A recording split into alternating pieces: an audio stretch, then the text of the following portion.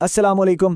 اچھا ذرا سوچئے ایک ایسے مہینے کے بارے میں جو صرف عبادت کا مہینہ نہ ہو بلکہ ایک پورا تہوار ہو، جہاں گلیاں، بازار، گھر سب کچھ جشن میں ڈوب جائے۔ آج ہم بات کر رہے ہیں ترکی کی، جہاں رمضان کو 11 مہینوں کا سلطان کہا جاتا ہے۔ جب یہ آتا ہے نا تو اپنے ساتھ ایمان، ثقافت اور ایک پوری عثمانی شان و شوکت کی داستانیں لے کر آتا ہے۔ تو 11 مہینوں کا سلطان، اس کا آخر مطلب کیا ہے؟ دیکھیں، ترکی میں رمضان کو ایک بہت ہی خاص لقب دیا گیا ہے، اون بیئر آئین سلطانی، اور یہ صرف ایک نام نہیں ہے، یہ ایک پورا احساس ہے۔ بالکل ایسے جیسے کوئی بادشاہ ایک سال کے لمبے انتظار کے بعد اپنی پوری شان و شوکت کے ساتھ آ رہا ہو۔ ترکی میں رمضان کی آمد کا احساس بالکل ایسا ہی ہوتا ہے۔ اور رمضان کی آمد کا اعلان صرف کیلنڈر نہیں کرتا، بلکہ شہر کی روشنیاں خود اس کی گواہی دیتی ہیں۔ مساجد کے میناروں کے بیچ میں یہ جو جگمگاتے ہوئے پیغامات نظر آتے ہیں نا، انہیں مہیا کہتے ہیں۔ یہ صدیوں پرانی عثمانی روایت ہے جو رات کے اندھیرے میں امید اور خوشی کے پیغام روشن کرتی ہے۔ دن بھر کی عبادت اور انتظار کے بعد پھر آتا ہے غروب آفتاب کا وہ لمحہ جو ایک خاص خوشی لے کر آتا ہے۔ یہ وقت ہے افطار کا۔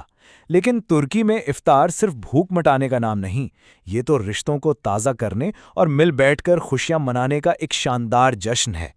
ترکی میں افطار ایک باقاعدہ ترتیب سے ہوتا ہے۔ اس کا آغاز ہوتا ہے سادگی سے، کھجور اور پانی، تاکہ دن بھر کے پیاسے جسم کو فوراً توانائی ملے۔ پھر معدے کو تیار کرنے کے لیے ایک گرم سوپ پیش کیا جاتا ہے۔ اس کے بعد باری آتی ہے مرکزی کھانوں کی، اور اس شاندار دعوت کا اختتام ہوتا ہے روایتی میٹھے اور کڑک ترکی چائے پر۔ افطار کی میز پر ایک چیز ایسی ہے جس کے بغیر دسترخوان ادھورا سا لگتا ہے، رمضانی پیدے۔ یہ کوئی عام روٹی نہیں ہے، یہ خاص طور پر رمضان کے لیے بنتی ہے، اور اس کی خوشبو افطار سے پہلے ہی گلیوں میں پھیلنا شروع ہو جاتی ہے۔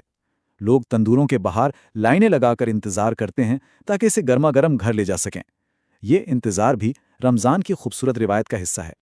افطار کے آغاز میں بھاری کھانوں سے پہلے ایک ایسی چیز ہے جو روح کو گرما دیتی ہے، مرجیمک چرباسی یعنی مسور کی دال کا سوپ۔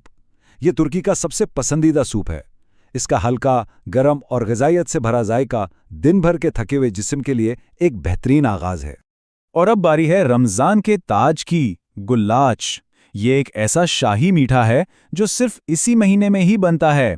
ذرا سوچیں، دودھ میں بھیگی ہوئی نازک پرتیں، ارکے گلاب کی مہک، اور اوپر سے چمکتے ہوئے انار کے دانے۔ یہ اتنا ہلکا اور تازگی بھرا ہوتا ہے کہ افطار کی بھاری دعوت کے بعد بھی دل اسے کھانے کو چاہتا ہے۔ اچھا، جب افطار کے دسترخوان سمٹتے ہیں تو ترکی کی راتیں ایک نئی زندگی کے ساتھ جاگ اٹھتی ہیں۔ یہ وقت ہوتا ہے ایمان کو تازہ کرنے اور جشن منانے کا، جہاں عبادت اور عوامی تقریبات ساتھ ساتھ چلتی ہیں۔ یہ راتیں دو رنگوں سے سجی ہوتی ہیں۔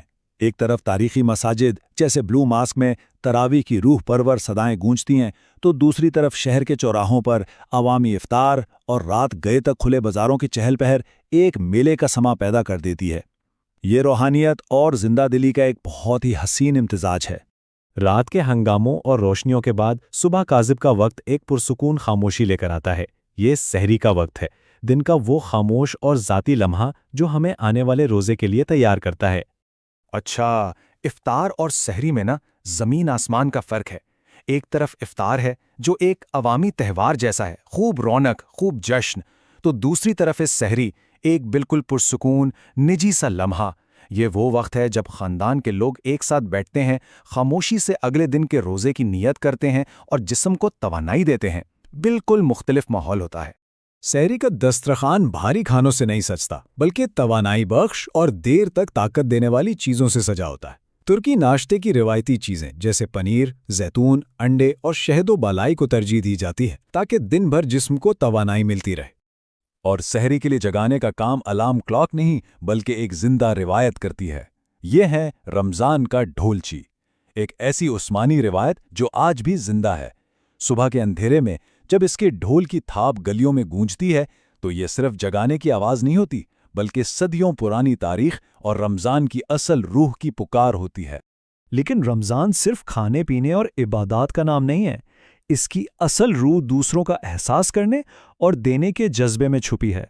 آئیے دیکھتے ہیں کہ ترکی میں سخاوت کا یہ مہینہ کیسے منایا جاتا ہے۔ ترکی میں رمضان کے دوران سخاوت کی کئی شکلیں نظر آتی ہیں۔